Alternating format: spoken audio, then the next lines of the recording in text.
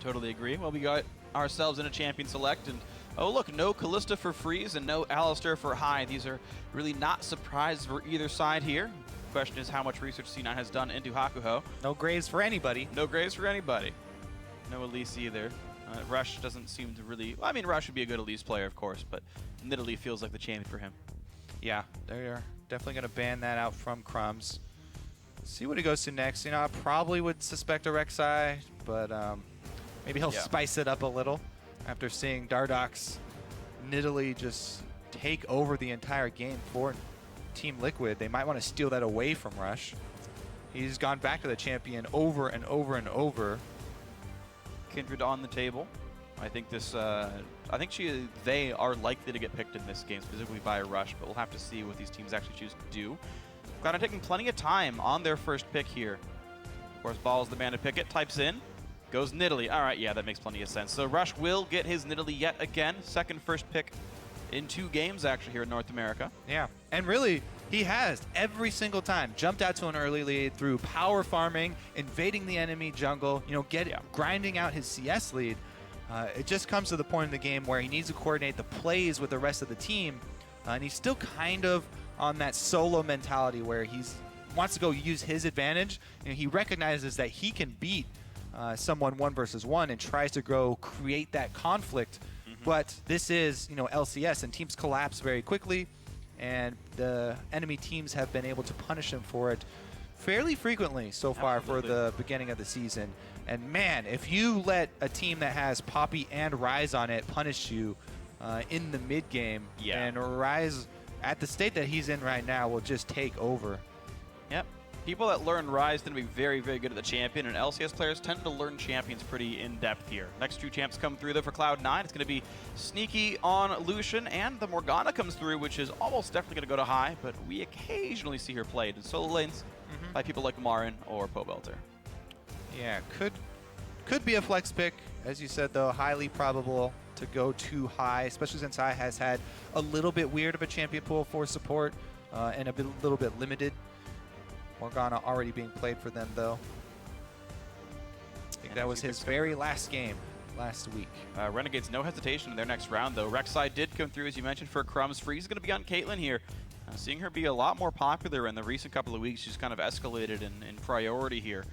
Freeze will definitely got to put the damage out, and he's got a huge front line in front. Even Ryze is tanky to a decent degree, so Poppy and Rek'Sai sowing havoc, and Ryze and Caitlyn doing plenty of damage from behind. Yeah, this Poppy is going to be either a jungle or support Poppy, so it'll be a little bit more squishy, but it's always great to have a double front line to soak up. Oh, actually, no, yeah, just kidding. Ryze can go mid. Ryze is going to be, or I mean, Poppy is probably going to be top there because Alex is more likely the Ryze player for the team. They haven't had RF really on the big carry champion. Yeah, I guess he the played most a Kennen close game, would be Kennen. But that was for engage more so than damage, really. Yeah, they're probably saving their last pick for him. So yeah, it will be solo lane Poppy probably for him top. So they will have the big beefy front line to try and catch spears and bindings and protect Freeze. Freeze has had really good positioning, so don't expect him to be caught by a stray binding. Meanwhile, the last few champions picked up here for Cloud9. They've given Fiora over to Balls here in the top lane. Definitely an aggressive champion. And Orianna here in the mid, so plenty of teamfight power as well to put it all together. And the last pick comes through, and it will be support Poppy as Quinn comes in. Yeah, super flex here. They are keeping Cloud9 on their toes. And it will be, as I said, the support Poppy can be a little bit more squishy. But man, this really opens it up. They are definitely putting on RF on a champion with which he can take over the game, with which he can have a very big impact. Quinn definitely has a very good matchup against Fiora, one of the few champions that can actually try and punish her early. And then the biggest thing about Quinn is if she is able to punish Fiora early, then it punishes the entire map. Because whenever Quinn goes out of sight, out of vision for your team, you have to worry. She's so fast, has so much move speed. She can gank level 6, she can gank mid lane, she can gank bottom lane, even through just lane gank. So it really does make the other team have to play sort of the guessing game, because you can't even put out enough wards to keep track of her. She can just go through lanes and pressure everyone else. And you've got a Rek'Sai who can hop walls and global around the map. You've got a targeted route in this Rise, so definitely a lot of punishment could be coming out from Renegades. I like the comp. We'll see if they can make it work. And you guys at home can tell us if you think it's going to work as well. Head over to Twitter, send your votes in, hashtag C9 or hashtag RENWin to @LOL Esports. Let us know how it's going to be. It's the first game, professional game I should say, of his career here for Hakuho, putting his hat in for Renegades, wearing a fresh bandana here, and we'll see if this can be the lineup that turns things around. Short notice, unfortunately, for Renegades, but here they go, trying to make it happen as best they can, and Cloud9 can maybe break the streak of going 1-1 every single week. Looking for a win on Saturday for the first time all year. Well, didn't they get it Saturday last week, and then they lost Sunday? Maybe I'm wrong about that. Maybe. Yeah, I think you're right. Maybe. Anyways, they are going to spread out. Cloud9 actually all going top side, so maybe we'll have a delayed invade. Maybe just defensive wards. Nope. They lost last week on Saturday to TSM. Okay, so your pattern holds. I'm right about two things so far that you tried to disprove me on. I've lost all faith in... Rift Herald can, in fact, only be picked up by the team that killed it. True. Yep. That is true. He's also Donatello. Also true. All right. Well, they are going to go for that delayed invade on the top side. Everybody does hover. With only 3, though. Yeah, and they also were seen, so... Yeah. If something goes wrong here for Renegades, it will not be for lack of information. All right, well, wards by C9 will make pretty much sure that they know what jungle start Renegades are up to. Similar wards comes out. Hakuho puts that one down over the Krugs of C9. And looks like RF will be leashing for Crumbs. Yeah, I actually think Rek'Sai may be the best champion for Crumbs, even though people are banning Elise against him. I feel like he just fits with Rek'Sai so well. Since he's so focused on vision, he also now gets Tremor Sense to be able to work with, plus being able to use her ultimate to get back on the map to farm faster. He won't fall as far behind in farm in the jungle while trying to focus on vision and keep playing the information game for the rest of his team. See if Rush's animation canceling is on point. Route number 1, full combo. Route number 2, full combo. Hit the buttons. Almost as reset. fast. Get the transformation there from cat to human reset combo. And a really heavy leash from Balls, who's actually already walking up to the top lane. That's actually faster than normal.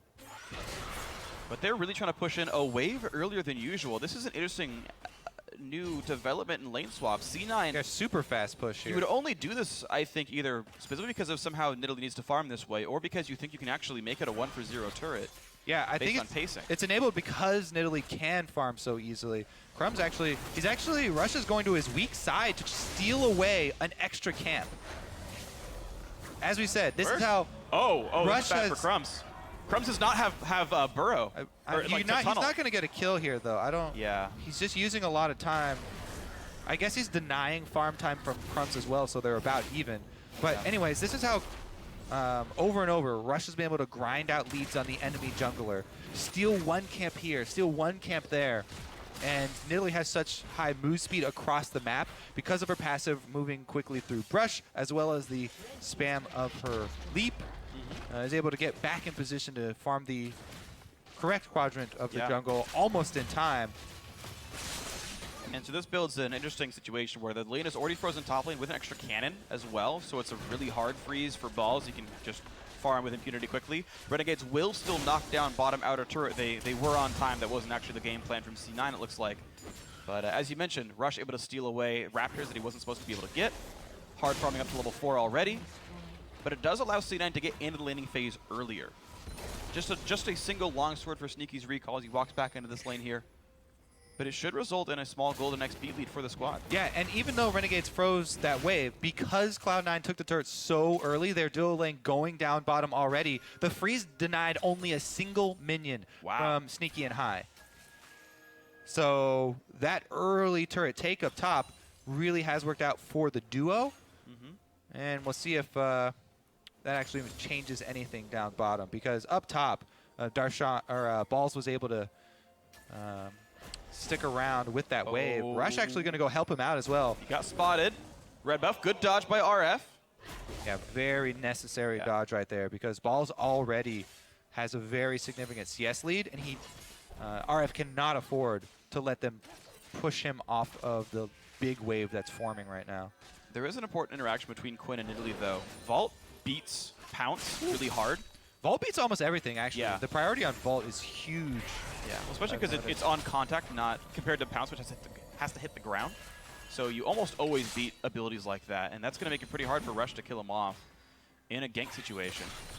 Right now we do have a matched up bottom lane here, but because of the later push by Renegades, Freeze has enough money for a pickaxe, so he's actually up items over Sneaky. That is a small detriment to what C9 actually did from their lane swap. Yeah, I think the thing I'm really going to pay attention to is, what's going to go on up top lane, because this wave is so big up top. Usually we see more focus on big waves like this. Teams, as soon as a big wave is going to crash, either they'll come up, try and pressure the laner so that the laner can't CS. As of right now, though, RF, he should get all of those minions.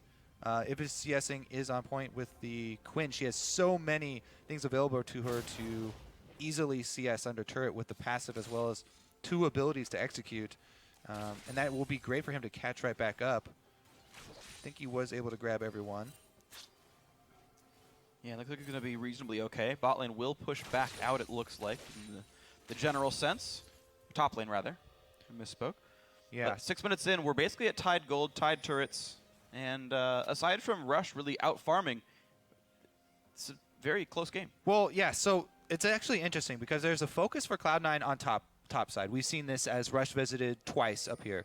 And the gold lead for Cloud9 is in the top lane. They've got about 300 lead balls versus RF Legendary. And then, of course, the standard pretty much 300 gold lead for Rush as well in the jungle. Meanwhile, down bottom, Freeze has a big lead for good shot Renegades. They get the flash with the ultimate here from Jensen. But really, this is 2 sides of the map. Renegades, they're going to want to play around bottom side. They want to play around Freeze anyway. And now they're the ones with the big wave, but it looks like Sneaky will catch right back up here. So Cloud9 will hold on to a tiny, tiny gold lead. Still staying close to equal. Now RF has to get away. Might Level make 5 it bigger. plus level 6 from Rush. Crumbs is around though. Good vault, bit of damage on the balls. Another, these evasive maneuvers from RF Legendary have been very good. Dodges another spear there. They're able to get out. Crumbs collapses and protects him. Did have to flash though, so it does at least a cooldown burned, and that's Renegades now missing flash on both solo laners. You would expect Rush to make a kill happen in the next maybe 2 minutes here. Rush is definitely making his presence felt. Solo laners taking the hit there. As of right now, though, no kills. The extended lane might be a problem, though, for Renegades here, as RF is going to have to make himself vulnerable if he wants to try and soak up some experience. Playing cautiously, and they are defensive warding their own jungle as well. So good job here by Renegades to be able to stay very, very close with C9. Both AD carries sitting on VF Sword Gold right now, and both of them would want to buy one as their next item here. So we'll see who gets their recall off most conveniently as they're taking away Krugs down here. High wants to steal. Hakuho says no. It's going to cost them 100 HP. Yeah, worth it. Yeah, worth the price. Will be returning soon anyway. And teleport used by Alex to get back into the mid lane. Jensen did bring Ignite to the TP of this Rise, so he wants the kill pressure. So far has not found it, and honestly, it's allowed Alex to farm pretty safely, even with missing that flash. Walk back in a lane 2 minutes later, still hasn't been punished for it. Yeah, I'm actually surprised. There's no wards for Renegades around the mid lane. There's even pink here for Cloud9. They call RF down. Balls does have teleport, though. As I said, Quinn is a lot about, working with the fog of war for your team. You never want to, she's almost like a jungler. You never want to give away any unnecessary information, but she can hide in the fog of war and provide a lot of pressure for your team that way. Looking to do it now. Rush has to flash away. Good realization that was a requirement there by Rush.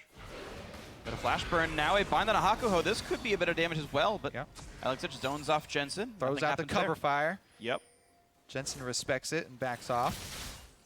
Now it's going to be a little bit more difficult, though. We may see Alex miss a couple CS as he still doesn't have flash, and there's been a lot of activity around mid. Crumbs is going to come over for that reason, allow him to move up into the lane and grab the CS. He's going to lose the ward, so that trinket means nothing. Rush kills away the tunnel. And C9 continues to try to push Alex in. just doesn't do all that much. Mid lane roughly equal. Top lane actually building a small lead right here. Yeah, there's also, so we keep track of the gold, but there's also big minion waves building. Whenever we see the small gold increase here, you know, Cloud9 is getting an advantage out on the scoreboard, but there's a large minion wave here that RF should be able to clean up as well. Meanwhile, down bottom, the minion wave is pretty much equal. Right. So there's a bit more standing gold on the map for Renegades, but Cloud9 definitely do have the edge, even if every one of these CS is cleaned up, I believe. It's very, very close here. Yeah, it really is. Really about trading minion waves, and that's why I said at the beginning of the game, there's so much focus.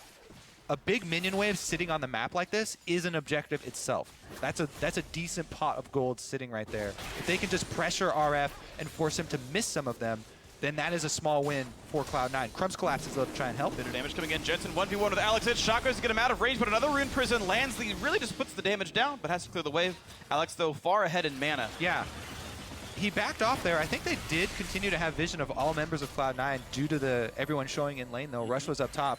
I think Alex is playing a little bit scared because he still doesn't have his flash. Yeah. And even though, you know, there's no wards around mid lane, all the members of Cloud9 were showing in lanes. Yeah. And Jensen was out of mana. Probably just backed off, though, because, you know, he can't finish the kill. If you can't finish the kill, no reason to overextend. Typically not. High in the front lines, wants to get some damage. A knockup comes in onto a Caitlyn trap as well, but Black Shield comes in time to keep himself from taking too much damage. Here comes the rest of the team. Crumbs around the wings. Balls did TP in. Rush is collapsing here on Nidalee. Comes in through the Tri-Bush, but it's going to be enough pressure to knock down this turret, it looks like. So even though there's no champion blood spilt, it will be a turret destruction in Cloud9 off a small lead in their bot lane. Get the first turret of the game. Yeah, and this is a result of the big minion wave up top. Cloud9 had that big minion wave. RF decided to try and freeze it at his turret, you know, and he's focusing on grabbing all those CS. Cloud9 reallocate all their resources down to the bottom side. So it forces Renegades to make the choice. Do we try and soak up all these minions in top lane, you know, or do we answer teleport? Because their bottom lane got chunked out so hard, it kind of removes that option of, oh, let's answer teleport and try and hold on to the turret. You know, freeze is pretty much out of the fight. You can't really hold it even if you do call for the teleport, so they try and take the minions instead, but Cloud9 going to steamroll here. Everybody moves towards mid lane. What an aggressive Crumbs play. collapses. Will the teleport come in? There's no Caitlyn, though. It's a pretty big risk. Alex caught up under the turret, has to flash to stay alive. Ball's taking a lot of pain himself, though. He's exhausted and low on health. There's a knockup, but a three-man shockwave might turn it around. Alex will get traded back for this one. A 1-for-1. First blood did go to Renegades, but it's 3 turrets to 1. Okay, Quinn is coming down from top, but as you said, Caitlyn's really far away. It would be a very risky engage there since Alex is down. And he's out of mana. Okay, no engage then. Yep. All right, well, both teams had gotten one turret very early in the game because the lane swap within C9, once the lanes matched back up, have gone 2 turrets to 0 and traded kills. So good mid game for them. Yeah, that play down bottom was huge. Okay, so Alex does get caught, but since they weren't able to finish the turret first, Balls takes a lot of damage from those turret shots. Great shockwave there from Jensen to capitalize, and Sneaky's able to pick it up. Crumbs nearly got assassinated as well, but yep, his move block already started, so binding landing doesn't interrupt, and he's able to slide on back to the turret. So, lane swap version 3 now. Duo lanes both heading to the top lane here. And it's Freeze trying to knock this one down with plenty of items on Caitlyn. Thing is, Sneaky never recalled off of all these moves. They knocked down bot lane, then took Dragon, then took mid. Then he had to walk to top here. So Sneaky's sitting on gold that he hasn't spent. Freeze is far ahead in items right now. Yeah, Rush was just able to sneak in a base here to purchase as well. So he's actually able to come up and provide some support. I don't know if it'll be enough. He does get here kind of in time. Really stay. They are. Binding lands. Hakuho takes some turret damage, and he can't do anything. Oh no, he stays too long! What was Hakuho just kept channeling the ulti, waiting for Black Shield to time out, and just gets killed. So he either mistimed the Black Shield there. He thought he had the Black Shield timing in his head.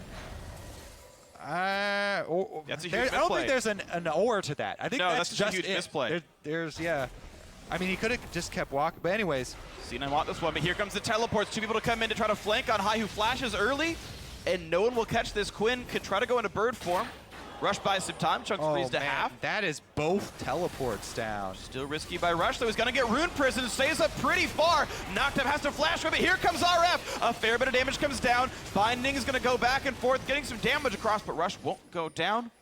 A trade of cooldowns, and C9 stays alive. Now Freeze is low. Sneaky does not have the ulti to poke down Freeze. They're just trying to pressure right now so balls can continue to split push. They're not actually looking for... Oh, Jensen actually is. Jensen flash, Shockwave barely catches Freeze, and that's a huge deal. Jensen takes plenty of damage to the backside, but doesn't quite take the damage. Doesn't quite go down. Rush might, though. No, they turn it back around. This is bad for Renegades. Another kill picked up for nothing, and you mentioned balls was pushing. Yeah, I didn't even think they were looking for the engage, but Jensen had the ultimate ready to go. Shockwave gets them a kill, plus the free push down bottom. Balls is going to be able to get that one almost into Nexus. Or actually, he leaves it off to try and get it pushed back towards him. And he retreats into the base here. Actually doesn't want to get caught stealing that blue. So bunch of free farm there for the Fiora. And Titanic Hydra very, very close to being completed. I think he's got it. You should. Yes, indeed. Caulfield's on top of it. This Fiora is going to be a problem now. All right, so Jensen comes in, speed boosts himself for the flash ultimate to snag Freeze. And man, here I think Hakuo is actually able to interrupt Rush's pounce.